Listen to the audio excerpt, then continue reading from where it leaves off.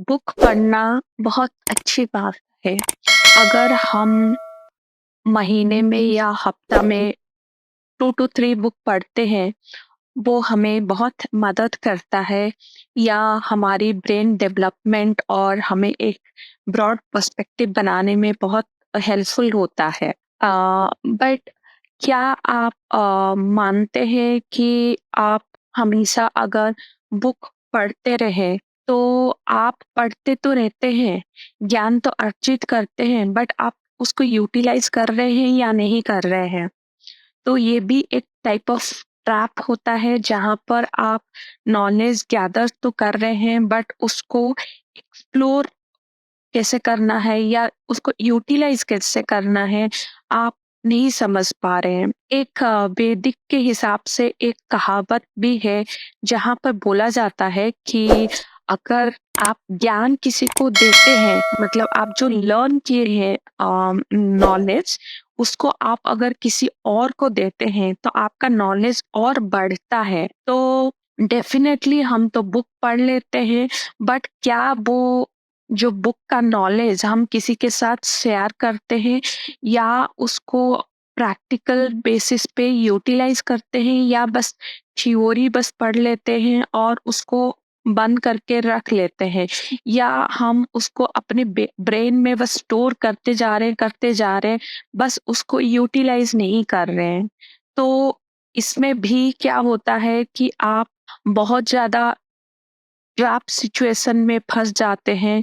तो मेरा यहाँ पर ये टॉपिक लाने का मतलब ये है कि हमें बोला जाता है एक सक्सेसफुल इंसान या एक सक्सेसफुल जो लोग रहते हैं, बंच ऑफ द पीपल, तो वो हमेशा बुक पढ़ते हैं और ज्ञान अर्जित करते हैं, और इसी इसी वजह से बहुत सारा बुक पढ़ना चाहिए एंड बहुत सारा बुक मतलब बुक स्टोर भी करना चाहिए, गैदर करना चाहिए। मेरा बस कहना ही है यार, या बुक के अंदर दिया हुआ नॉलेज पे आप प्रैक्टिकल यूटिलाइज कर रहे हैं, ये बात कोई नहीं बता रहा है। सब बोल रहे हैं कि जो सक्सेसफुल इंसान है वो महीने या 15 दिन भी 2 दिन या 3 दिन खत्म कर लेते हैं, बट वो खत्म तो करते हैं, वो अपने रियल लाइफ में इसको यूटिलाइज करते हैं, ये बात कोई नहीं बता रहा है। बस बुक पढ़ो, लाइन में पढ़ने से क्या मतलब है? मैं चाहूँ अभी हज़ारों बुक पढ़ लूँ, बट उस बुक में दिया हुआ नॉलेज, बुक में दिया हुआ आइडिया या बुक में दिया हुआ एक ब्रॉड पर्सपेक्टिव ऑफ नॉलेज हम अगर यूटिलाइज़ नहीं कर रहे, उसको पढ़ने की क्या मतलब है? इससे तो हम बहुत चीज़ बोलते भी हैं। एज़ ए मैं अगर मानूँ कि मैं किसी को सजेशन दे, ऐसे तो मैं हवा में बहुत कुछ सजेशन दे सकती है, बट क्या मैं वो डन करूँ या नहीं, वो मायने रखता है। अगर फॉर एग्ज़ाम्पल मैं आपको बोलूँगी कि गुस्सा करना सेहत के लिए अच्छा नहीं है, बट क्या मैं यूज़ कर रही हूँ अपने ऊपर या नहीं? बोलना बहुत आसान है, बट यूटिलाइज़ करना सेम चीज़ को या खुद के ऊपर रिसर्च करना वो सेम चीज़ को, इनकी डिफरेंट होता है। आपको बस पढ़ना नहीं है। देखिए, मेरा भी बुक आ रहा है, तो मैं अब कभी भी नहीं बोलूँगी कि आप मेरा बुक बस पढ़ लीजिए।